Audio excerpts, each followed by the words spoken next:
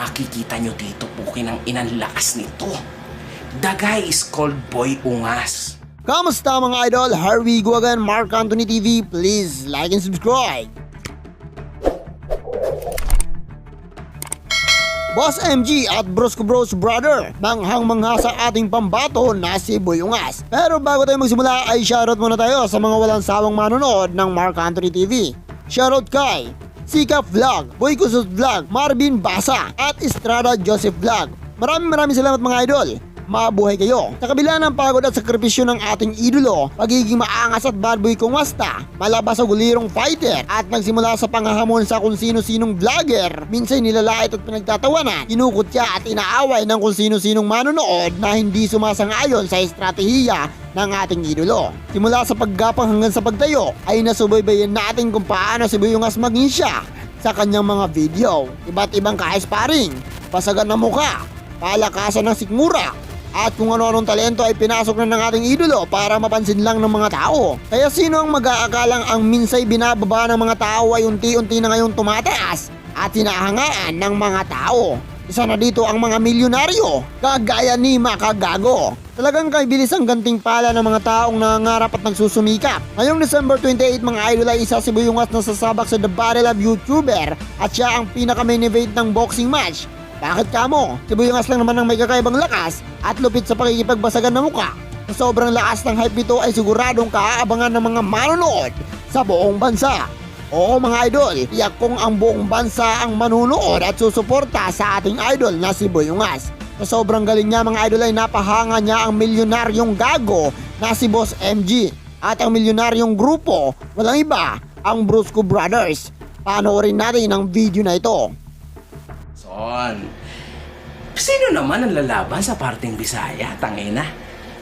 Grabe to mga boss. Bababa na naman si Boy Tapang, putang ina, alam mo na. At syempre, si Teng Bisaya will be here too.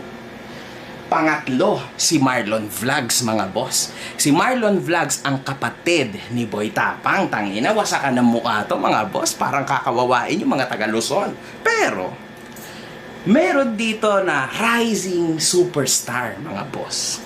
Putang ina, he is just a very strong dude na nakita ni Jonah as one of the biggest prodigies na makikita nyo dito po kinang inang lakas nito. The guy is called Boy Ungas. Boy Ungas is the freaking man. He is a freak of a nature, man. Sobrang crazy. Ano siya man, putang ina pag nakita mo siya, parang yung mukha niya gawa sa aspalto, ang tigas, boy. Hindi ko lang alam kung kakayanin ng mga ni Boy Uragon to, mga boss. Hindi ko lang alam. It's either kailangan nilang mag-fusion para talunin si Boy Ungas, or putang ina medyo mahirap yan. Pero mga boss, sa suntukan ng mga sikat ni Jonah, mga boss, ang pinakamalupit na suntukan, main event, magaganap most likely ng 12 AM mga boss. Ha? Boy Ungas versus Boy Uragon. Wasakan ng muka mga boss. Grabe na talaga to. Oh my goodness man. Crazy. Anyway, tama na. Okay na yon. Sana panood nyo mga idol, ano ang masasabi nyo? Isa ka rin ba sa humanga at bumilib sa ating idolo? May pag-asa kayang manalo ang ating idolo sa darating na bakbakan ng mga sikat? Well, i-comment nyo na yan. Hanggang dito na tayo mga idol, at kung nagustuhan mo ang video na ito ay inaanyayahan kitang i-subscribe ang ating channel. Ako ay nag-upload ng isa hanggang dalawang video araw-araw. At ang susunod na video na i-upload natin ay ang inaantay nyo. Maraming salamat. Goodbye.